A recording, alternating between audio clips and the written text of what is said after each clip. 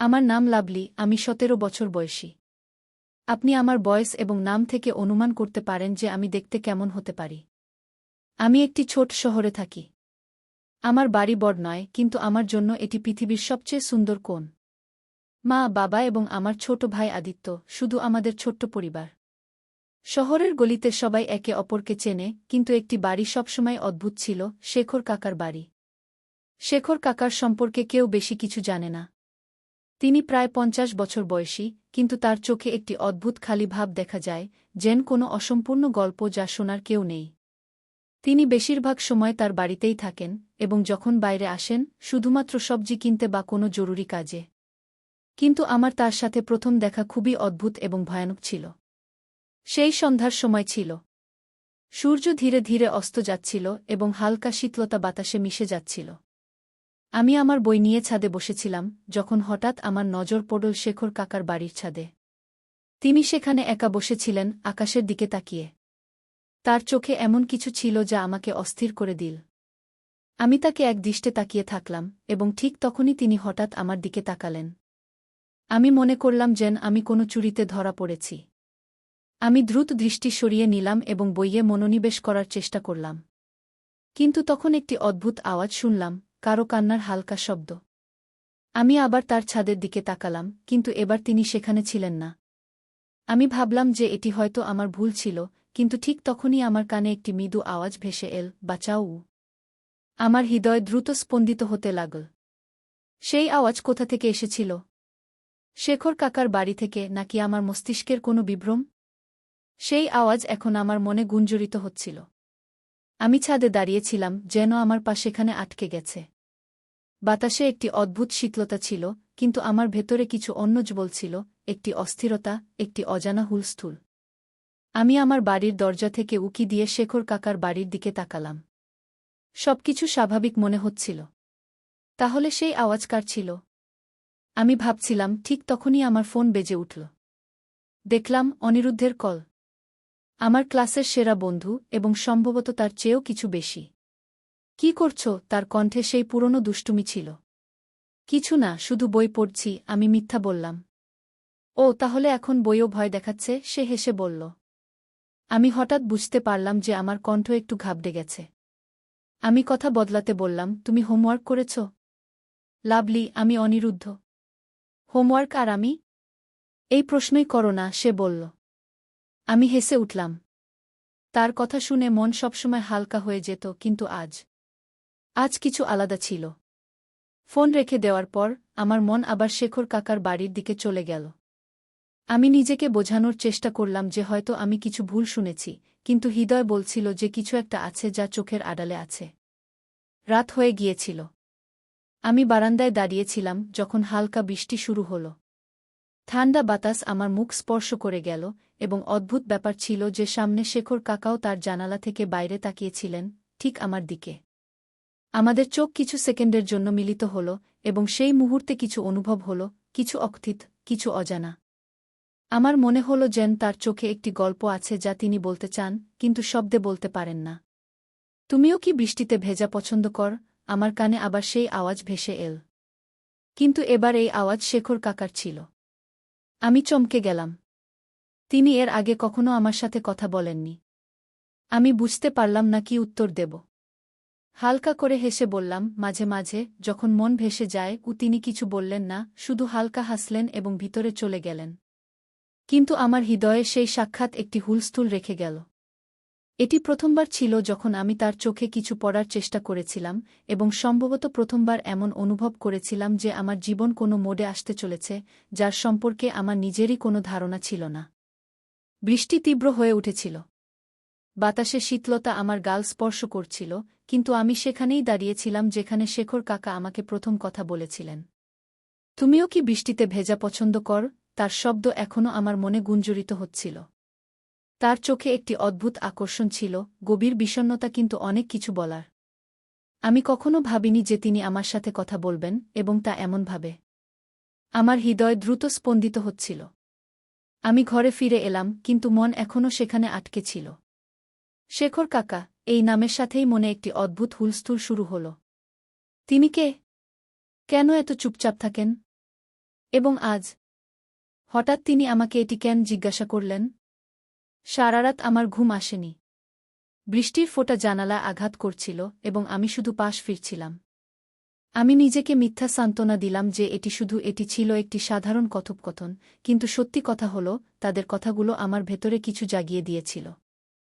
এভাবেই ভাবতে ভাবতে কখন যে আমার চোখে ঘুম এসে গেল তা টেরই পেলাম না। সকাল থেকেই বৃষ্টি থেমে গিয়েছিল। আমি যেমন প্রতিদিন ছাদে আসি, আজও এলাম। কিন্তু আজ আমার চোখ যেন নিজে থেকেই খুলে গেল। দরজা খুলে শেখর কাকা বাইরে এলেন। তিনি হালকা নীল রঙের শার্ট পরেছিলেন, চুল কিছুটা এলোমেলো ছিল, আর মুখে হালকা দাড়ি। জানি না কেন, কিন্তু সেই মুহূর্তে তিনি যেন কোনো চলচ্চিত্রের নায়কের চেয়ে কম ছিলেন না। আমি নিজেই নিজের উপর হেসে ফেললাম। আমি কি ভাবছি? তিনি তো আমার চেয়ে বয়সে অনেক বড়। কিন্তু এই চিন্তা থেকে নিজেকে সরিয়েও নিতে পারছিলাম না। হঠাৎ তিনি আমার দিকে তাকালেন। এবার আমি চোখ ফেরাতে পারলাম না। তিনি কয়েক সেকেন্ড ধরে আমাকে দেখলেন, তারপর হালকা করে হাসলেন। আমি ঘাবড়ে গিয়ে ভেতরে চলে গেলাম, কিন্তু মন এখনও সেখানেই ছিল, তার চোখের গভীরে কোথাও ডুবে গিয়ে। আজ আমাদের গলিতে কারও বিয়ে ছিল। সবাই রঙিন পোশাকে ঘুরছিল, কিন্তু আমার নজর শুধু একজনের দিকেই, শেখর কাকার দিকে। আজ প্রথমবার আমি তাকে এত সুন্দর করে সাজতে দেখলাম। তিনি সাদা কুর্তা পায়জামা পরেছিলেন, আর সত্যিই তিনি আলাদা লাগছিলেন। আমি নিজের উপর আবার হেসে ফেললাম। আমি তার সম্পর্কে এত ভাবছি কেন? নিজেকে বোঝানোর চেষ্টা করলাম, কিন্তু তবু বারবার চোখ যেন তার দিকেই চলে যাচ্ছিল। আর তখনই সেই মুহূর্ত এল। তিনি আমার দিকে এগিয়ে এলেন। তুমি এখানে একা দাঁড়িয়ে আছো কেন? তার কণ্ঠে সেই একই প্রশান্তি ছিল যা আমি আগেও অনুভব করেছিলাম। কিছু না, আমি চোখ নামিয়ে নিলাম। তিনি হাসলেন, লোকেরা খুশি, গান বাজছে, আর তুমি এক কোণে চুপচাপ দাঁড়িয়ে আছ।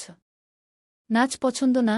আমি হালকা করে হেসে মাথা নাড়লাম। পছন্দ, কিন্তু আমি কারো সাথে নাচ করি না। কি? তিনি পকেট থেকে হাত বের করে আমার দিকে বাড়িয়ে দিলেন। তাহলে আজ আমার সাথে করবে? আমার বুক ধড়াস করে উঠল। চারপাশে সবাই ছিল, কেউ দেখে ফেলতে পারত। কিন্তু সেই মুহূর্তে আমার দুনিয়ায় শুধু দুজন মানুষ ছিল, আমি আর শেখর কাকা। আমি তার চোখের দিকে তাকালাম। তিনি প্রথমবার এত কাছাকাছি। আমি কি সত্যিই তার সাথে নাচ করব? নিজেকে জিজ্ঞেস করলাম। তার চোখে এক অদ্ভুত প্রশান্তি ছিল, যেন সবকিছু থেমে গেছে। আমি তার দিকে তাকালাম, তার মুখে হালকা হাসি, কিন্তু চোখে এমন কিছু ছিল যা আমার হৃদয়কে জোরে ধাক্কা দিচ্ছিল। শেখর কাকা তার হাত আমার দিকে বাড়ালেন, যেন আমার উত্তরই শুধু তিনি চাইছেন। আমি হালকা করে ঠোঁট কামড়ালাম। আমার আঙুল কাঁপছিল, তবুও আমার মন এক অজানা অনুভূতিতে ভাসতে রাজি ছিল। লাভলি, পিছন থেকে মায়ের কণ্ঠ শুনে আমি যেন কোনো স্বপ্ন থেকে জেগে উঠলাম। তাড়াতাড়ি চোখ নামিয়ে নিলাম আর কিছু না বলে আমার দোপাট্টা ঠিক করতে লাগলাম। হ্যাঁ মা, এখানে কি করছ? চলো, অতিথিরা এসেছে। আমি আস্তে করে চোখ তুললাম। শেখর কাকা তখনও সেখানেই দাঁড়িয়েছিলেন, কিন্তু তার হাসি যেন একটু গভীর হয়ে গিয়েছিল। যেন আমার উত্তরই তার দরকার নেই, যেন তিনি আগে থেকেই জানেন আমি তার সম্পর্কে কি ভাবছি। আমি নিজেই বুঝতে পারছিলাম না কি অনুভব করছি। কিছু না বলে মায়ের সাথে বাড়ি চলে গেলাম, কিন্তু আমার বুকের ধড়ফটানি আগের মতোই তীব্র ছিল। বাড়ি ফিরে বিছানায় শুয়ে পড়লাম, কিন্তু ঘুম চোখ থেকে ক্রোশ দূরে। সেই মুহূর্ত বারবার আমার মনে ঘুরছিল। যদি মা ডাকতেন না, তাহলে কি আমি সত্যিই শেখর কাকার হাত ধরে ফেলতাম? এই প্রশ্ন যেন আমার মনের মধ্যে গুঞ্জন করতে থাকল। জানালা দিয়ে বাইরে তাকালে তার বালকনির আলো জ্বলছিল। মন চাইল ছাদে গিয়ে দেখি তিনিও কি আমার কথা ভাবছেন, কিন্তু নিজেকে থামিয়ে দিলাম। না লাভলি, তুমি একই ভাবছ, কিন্তু মন মানতে রাজি ছিল না। পরের দিন সকালের হালকা রোদ পাড়ার ছাদে ছড়িয়ে পড়েছিল। আমি কাপড় শুকানোর অজুহাতে ছাদে এসেছিলাম, কিন্তু আমার চোখ যেন কাউকে খুঁজছিল। আর তখনই যেন আমার ভাবনা তাকে ডেকে এনেছিল। শেখর কাকা গেটের কাছে দাঁড়িয়েছিলেন, কারো সাথে কথা বলছিলেন। কিন্তু যেই তিনি আমাকে দেখলেন, তার কথা একটু থামল। তিনি থামলেন, হালকা করে হাসলেন, আর আমি হঠালে এবং আবার কথোপকথনে ফিরে এলাম, কিন্তু আমি জানতাম তাদের মন এখনও আমার দিকে ছিল। আমি দ্রুত কাপড় শুকিয়ে নিচে নেমে এলাম, কিন্তু আমার মন সেখানেই আটকে রইল। সন্ধ্যায় বাড়িতে হুলস্থুল ছিল। মা রান্নাঘরে ছিলেন, বাবা খবরের কাগজ পড়ছিলেন, আর আমি জানালার পাশে বসে ছাদের দিকে তাকিয়েছিলাম। মন অস্থির হয়ে উঠছিল, আমি বুঝতে পারছিলাম না যে এসব কি হচ্ছে। শেখর কাকার জন্য এই টানাটানি কেন বাড়ছে? অনেক প্রশ্ন ছিল কিন্তু উত্তর কোনোটি ছিল না। হঠাৎ গলিতে শোরগোল শুনে আমি বাইরে উকি দিয়ে দেখলাম শেখর কাকা তার বাইক স্টার্ট করছিলেন। তিনি সম্ভবত কোথাও যাচ্ছিলেন, কিন্তু যাওয়ার আগে তিনি একবার আমার জানালার দিকে তাকালেন।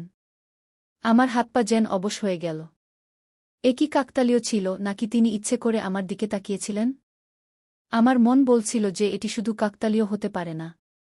তার বাইক ধীরে ধীরে গলি থেকে বেরিয়ে গেল, কিন্তু আমার হৃদয় তখনও সেখানেই আটকে ছিল। রাতে আমি বিছানায় শুয়েছিলাম, কিন্তু চোখে ঘুম ছিল না। যখনই চোখ বন্ধ করতাম, শেখর কাকার সেই গভীর দৃষ্টি আমার সামনে ভেসে উঠত। আমি পাশ ফিরলাম, বালিশটা জোরে চেপে ধরে নিজেকে বোঝাতে লাগলাম, লাভলি, এটা ভুল। তুমি এত ছোট, আর তিনি তোমার চেয়ে এত বড়, কিন্তু হৃদয়ের কাছে যুক্তি টেকে না। মন চাইছিল ছাদে উঠে ঠান্ডা হাওয়ায় নিজেকে সামলে নেওয়ার চেষ্টা করি।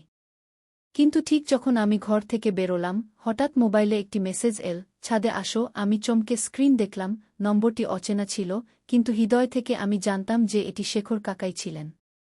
চাঁদনী রাত তার নরম আলো ছড়িয়ে দিচ্ছিল, হাওয়া ধীরে ধীরে বইছিল, কিন্তু আমার ভেতরে একটা অদ্ভুত অস্থিরতা ছিল। হৃদয় বারবার বলছিল ছাদে যেতে, কিন্তু মস্তিষ্ক মানা করছিল। আমি নিজেকে বোঝানোর অনেক চেষ্টা করলাম, কিন্তু আমার পা যেন নিজে থেকেই এগিয়ে চল। আমি এখনও কিছু ভাবতেই পারিনি, তিনি হালকা হাসি দিয়ে সেই কাগজের টুকরোটা আমার ছাদে ছুড়ে দিলেন। আমার হৃদয় জোরে ধড়ফড় করে উঠল। এক মুহূর্তের জন্য মনে হল যেন পুরো পৃথিবী থেমে গেছে। আমি ঘাবড়ে এদিক ওদিক তাকাতে লাগলাম, কেউ দেখছে কিনা। তারপর ধীরে ধীরে এগিয়ে গিয়ে কাঁপতে কাঁপতে হাতে কাগজটা তুলে নিলাম। কাগজে লেখা ছিল, কাল রাতে দেখা হবে। আমার হাতে চিঠি ছিল, কিন্তু পায়ের নিচ থেকে যেন মাটি সরে গেল। হৃদয়ের ধড়ফড়ানি এত বেড়ে গেল যে মনে হলো কেউ কাছে এলে শুনে ফেলবে। আমি চিঠিটা মুঠো চেপে ধরে ছাদের কিনারা থেকে নিচে তাকালাম, কেউ ছিল না। তারপর আবার তার দিকে তাকালাম, তিনি তখনও সেখানেই দাঁড়িয়েছিলেন, আমাকে দেখছিলেন। একটা অদ্ভুত শান্তি নিয়ে তার চোখে এমন কিছু ছিল যে আমি দৃষ্টি সরাতে পারছিলাম না। আমার হৃদয় দ্রুত স্পন্দিত হচ্ছিল, এই অনুভূতি কি ছিল আমি নিজেই বুঝতে পারছিলাম না। আমি তাড়াতাড়ি চিঠিটা দোপাট্টার কোণায় লুকিয়ে ফেললাম এবং আস্তে পায়ে ঘরে চলে এলাম। ঘরটা যেমন ছিল, দেয়ালগুলো যেমন ছিল, কিন্তু আমার ভেতরে কিছু বদলে গেছে। আমি চিঠিটা টেবিলে রেখে আয়নায় নিজেকে দেখতে লাগলাম। আমি কি করব? যাব কি যাব না? যদি কেউ দেখে ফেলে? কিন্তু এবার আমার হৃদয় আমার জটিলতাগুলো শুনল না, সে শুধু একটা প্রশ্ন করল, যদি আমি না যাই, তাহলে তিনি কি খারাপ মনে করবেন? রাতের নিস্তব্ধতা চারদিকে ছড়িয়ে পড়েছিল, কিন্তু আমার ভেতরে হাজারো প্রশ্নের হুলস্থুল। আমি বিছানায় শুয়েছিলাম, কিন্তু ঘুম কোথায় পালিয়েছে। যখনই চোখ বন্ধ করতাম, শেখর কাকার সেই দৃষ্টি সামনে ভেসে উঠত, তার সেই হালকা হাসি, ছাদে ছোড়া সেই চিঠি, আর তাতে লেখা সেই তিনটি শব্দ, কাল রাতে দেখা হবে। আমি পাশ ফিরলাম আর বালিশটা জোরে চেপে ধরলাম। আমার হৃদয়ের স্পন্দন বাড়ছিল, আমাকে কি যাওয়া উচিত? ভাবতে ভাবতে কখন ঘুম এসে গেল জানি না, কিন্তু সেই ঘুমও অস্থিরতায় ভরা ছিল। পরের দিন সকালে চোখ খুলেই প্রথম যে ভাবনা মাথায় এল, সেটা ছিল সেই রাতের কথা। সারাদিন আমি নিজের সঙ্গে লড়াই করছিলাম, কখনো নিজেকে বোঝানোর চেষ্টা করছিলাম, কখনো অকারণে হাসছিলাম। মা কিছু জিজ্ঞেস করলে আমি ঘাবড়ে যেতাম, ভাই সামনে এলে আমি চোখতারা উপরে তাকালো এবং আমাদের চোখে চোখ পড়ল। আমার হৃদয় জোরে ধড়ফড় করে উঠল। তিনি ধীরে ধীরে তার ছাদের দিকে এগিয়ে গেলেন। আমি পলক না ফেলে তাকে দেখছিলাম। তিনি ছাদে এসে হালকা হাসি দিয়ে আমার দিকে তাকালেন। আমি একদম স্তব্ধ হয়ে গেলাম, কিন্তু দৃষ্টি সরানোর সাহস পেলাম না। তুমি এলে, তার কণ্ঠস্বর খুবই মৃদু ছিল, কিন্তু তাতে এক অদ্ভুত টান ছিল। আমি কিছু বললাম না। হৃদয় এত জোরে ধড়ফড় করছিল যে মনে হচ্ছিল একটি শব্দ বললে সবাই শুনে ফেলবে। তিনি ধীরে ছাদের রেলিংয়ে হাত রাখলেন এবং আমাকে দেখতে লাগলেন। ভয় পাচ্ছ? আমি হালকা করে মাথা নাড়লাম। তিনি হেসে বললেন, ভয় পাওয়ার কিছু নেই, লাভলি। আমরা শুধু কিছুক্ষণ কথা বলব। আমার ঠোঁট কাঁপছিল, কিন্তু আমি তখনও চুপ ছিলাম। তার পাশে দাঁড়াতেই আমার ভেতর বিদ্যুৎ খেলে গেল। তার এত কাছে থাকা আমাকে ভয়ও দিচ্ছিল, আবার এক অদ্ভুত উষ্ণতাও দিচ্ছিল। তোমাকে দেখে মনে হয় না তুমি এত ছোট, তিনি হালকা করে বললেন। আমি চমকে তার দিকে তাকালাম। তার চোখে সেই দৃষ্টির জাদু ছিল যা আমাকে অসহায় করে দিয়েছিল। আমি সাহস করে জিজ্ঞাসা করলাম, আপনি আমাকে কেন ডাকলেন? তিনি কিছুক্ষণ চুপ থেকে বললেন, সম্ভবত তোমাকে দেখে কিছু অনুভব হয়। গিয়ে আমার হৃদয় জোরে ধড়ফড় করে উঠল। আমি বুঝতে পারছিলাম না তিনি কি বলতে চাইছেন, কিন্তু তার ভাষায় এমন কিছু ছিল যা আমাকে নিজেকে থামাতে দিচ্ছিল না। রাত আরও গভীর হচ্ছিল।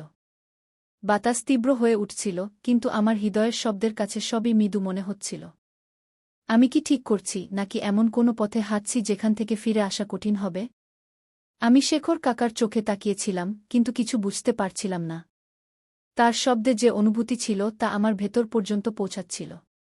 হৃদয় বলছিল এখান থেকে পালাও, কিন্তু মস্তিষ্ক তখনও প্রশ্ন করছিল এটা কি ঠিক?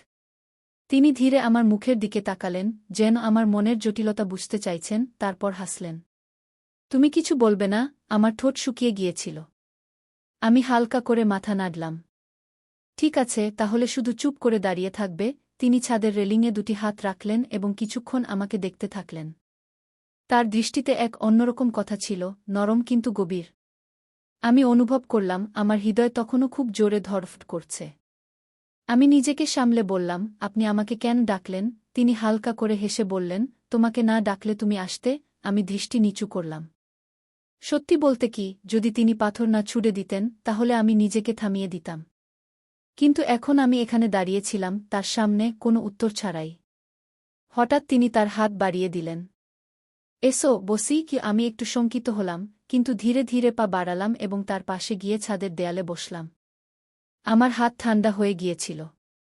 বাতাসে হালকা শীতলতা ছিল, কিন্তু আমার ভেতর অন্যরকম উষ্ণতা ছুটছিল। তোমার বয়স 17 বছর, তাই না? তিনি হালকা করে জিজ্ঞাসা করলেন। আমি মাথা নাড়লাম। হ্যাঁ গো।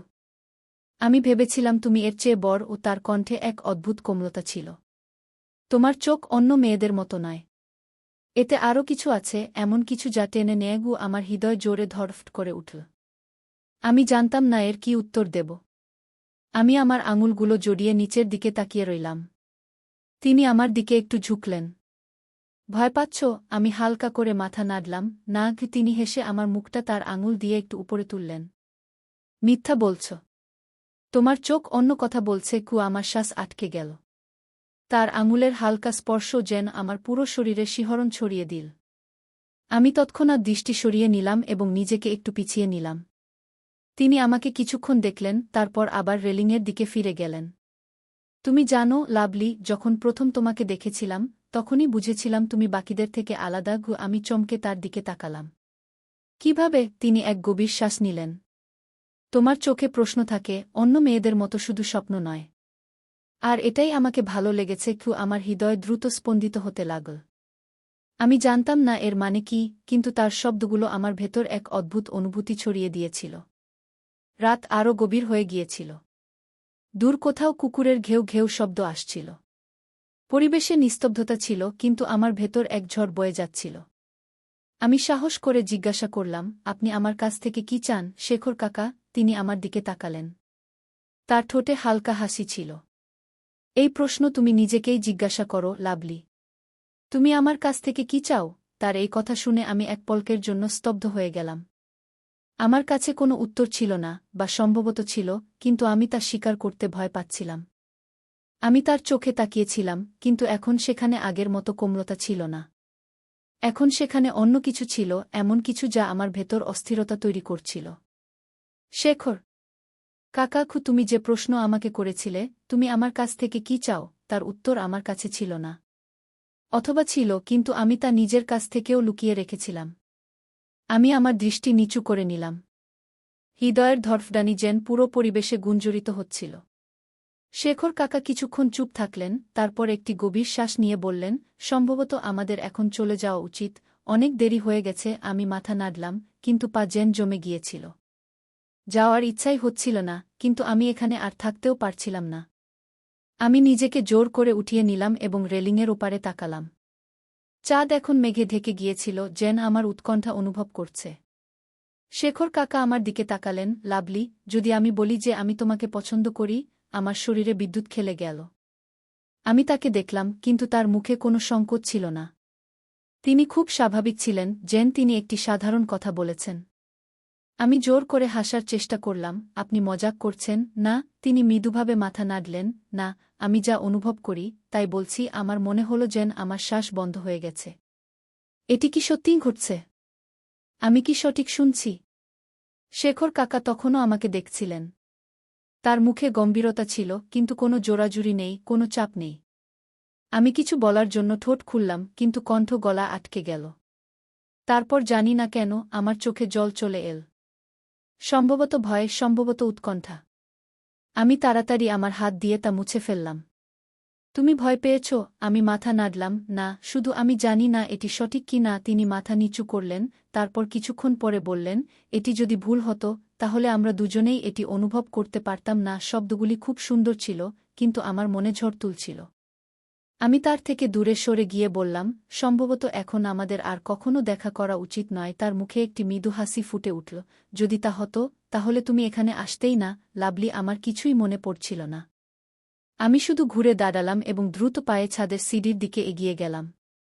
কিন্তু আমার হৃদয় সেখানেই রয়ে গেল, সেই ছাদে, শেখর কাকার সাথে। সেই রাতে ঘুম আসেনি। বালিশের পাশে রাখা সেই চিরকুটটি, যা তিনি ফেলে গিয়েছিলেন, বারবার চোখের সামনে ঘুরছিল। আমি কি সঠিক করেছি? আমি কি কিছু ভুল অনুভব করছিলাম? পরের সকালে যখন আমি ছাদে গেলাম, তখন দেখলাম শেখর কাকার ব্যালকনি খালি। তার ঘরের জানালাও বন্ধ ছিল। মনে হুলস্থুল শুরু হল, তিনি কোথায় গেছেন?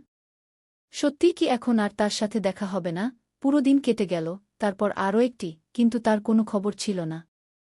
আমি এখন নিজের সাথে লড়াই করছিলাম। যদি আমার কিছুই যায় আসত না, তাহলে প্রতিটি শব্দে চমকে উঠছিলাম কেন? প্রতিরাতে ছাদে যাওয়ার ইচ্ছা হচ্ছিল কেন? তারপর তৃতীয় রাতে আমার দরজার নিচে একটি চিরকুট এসে পড়ল। হাত কাঁপতে কাঁপতে আমি তা তুললাম। লেখা ছিল, কখনো কখনো দূরত্বই সঠিক হয়, লাভলি। তুমি আমাকে মনে রাখবে, কিন্তু সম্ভবত এটি ভালো। হৃদয় দ্রুত স্পন্দিত হল। আমি দরজা খুললাম, কিন্তু বাইরে কেউ ছিল না। গলি নিস্তব্ধ ছিল, যেন কেউ সেখানে পা রাখেনি। শেখর কাকা এখন আমার জীবন থেকে চলে গিয়েছিলেন। আর আমি ঠিক সেখানেই ছিলাম, অসম্পূর্ণ, উৎকণ্ঠিত, কিন্তু এখন সম্ভবত সবকিছু শেষ হয়ে গিয়েছিল। তাই বন্ধুরা, গল্পটি পছন্দ হলে ভিডিওটি লাইক করুন এবং একটি সুন্দর কমেন্ট করে জানান।